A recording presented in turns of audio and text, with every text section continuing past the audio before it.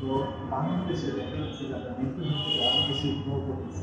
আর বাইরের কান্ট্রির মধ্যে দেখা যাচ্ছে যে মেন্টাল হেলথকে তারা ছোটো ছোটো ইস্যু থেকেও তারা ওইটাকে প্রায়োরিটি বেসিসে দেখে তারা যে কোনো সাইকোলজিক্যাল কাউন্সিলর বা সাইকোলজিস্ট ট্রিটমেন্টে যাচ্ছে।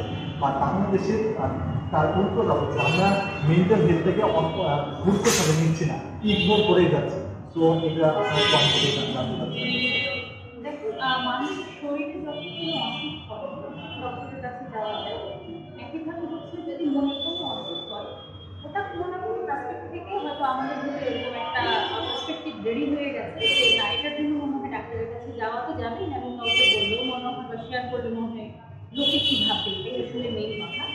আমি মনে করি যে শরীরে যখন যতক্ষণই প্রয়োজন, মানসিক বা মনে যখন যতক্ষণই প্রয়োজন। আমি একটা বিজ্ঞাপনী সংস্থায় কাজ করি, এবং আমাদের ফেসবুক পেজে একটা হচ্ছে হলো মেন্টাল হেলথ নিয়ে প্রোগ্রাম হতো, এবং সেখানে মেন্টাল হেলথের ইম্পর্টেন্স, রেগুলার হচ্ছে হলো কাউন্সিলিং করানো হয়, সেটার যে ইম্প্রুভমেন্টটা খুব সমস্ত বিষয় নিয়ে আলোচনা হতো।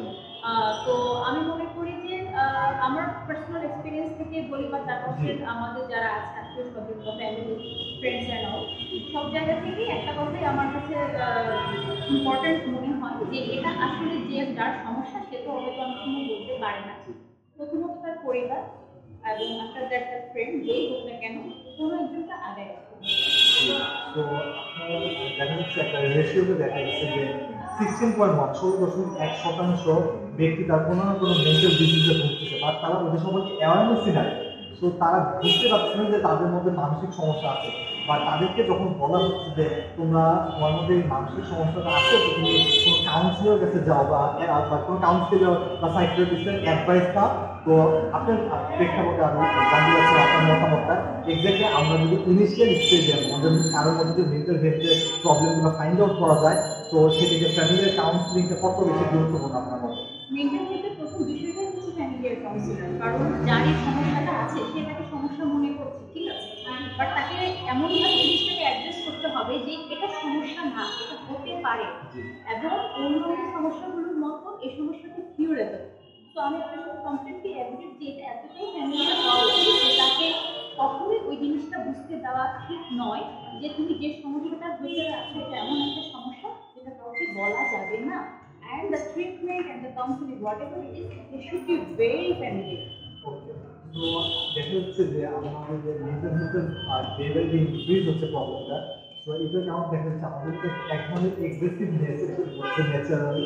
তো তারপর আমরা অনেক বেশি ফ্রাস্ট্রেশন হয়ে যাচ্ছে, অনেক বেশি স্ট্রেসফুল লাইফ আমরা কিন্তু জীবনযাপন করতেছি। তো এই দিক থেকে বের হয়ে আসার জন্য, মেন্টাল হেলথকে ইমপ্রুভ করার জন্য, তা আপনার কি মনে হয় যে সাইকিয়াট্রিস্ট বা সাইকোলজিক্যাল কাউন্সিলর তারা যে অ্যাডভাইসটা দিবে, ওই অ্যাডভাইসটা যদি আমরা ফলো করি, তো আমরা বেটার লাইফ আবার ব্যাক টু দ্য নর্মাল লাইফে আসতে পারবো? আসলে সাইকিওলজিস্ট একটা, সাইকিয়াট্রিস্ট একটা, first we need to understand that যে যার সমস্যা সাইকিওলজিস্টের কাছে যাবে না, সাইকিয়াট্রিস্টের কাছে যাবে। তো যার সমস্যাটা যেরকম সেটা ডেফিনেটলি তার কাছেই যাবে। যার সমস্যা সাইকোলজিস্টরা কিউর করা পসিবল, তার কাছে যাবে না, সাইকিয়াট্রিস্টের কাছে যাবে।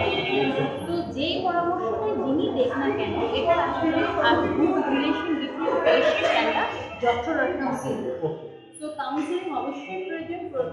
কাউন্সিলিংয়ের মাধ্যমে হচ্ছে অনেকে, আমার পরিচিত আমার কিছু ফ্রেন্ডস আছে, তারা মেন্টাল ট্রমা সবার ভেতরেই থাকে, কারোটা বেশি কারোটা কম, আর কারোটা হয়তো বা এমন অবস্থায় চলে যায় যে যেটা আমরা বলছি প্রপার কাউন্সিলিং বা প্রপার কিছু অ্যাড্রেসিংটা হয়ই না।